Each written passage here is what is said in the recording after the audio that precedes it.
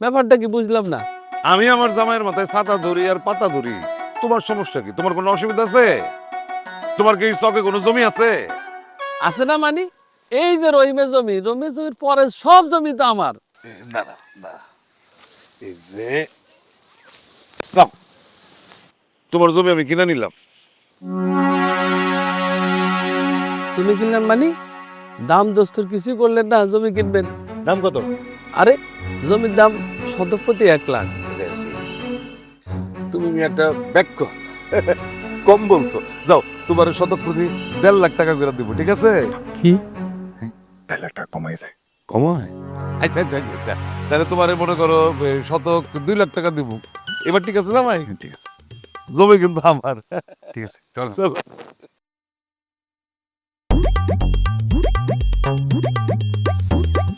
কিছুই তো বুঝলাম না।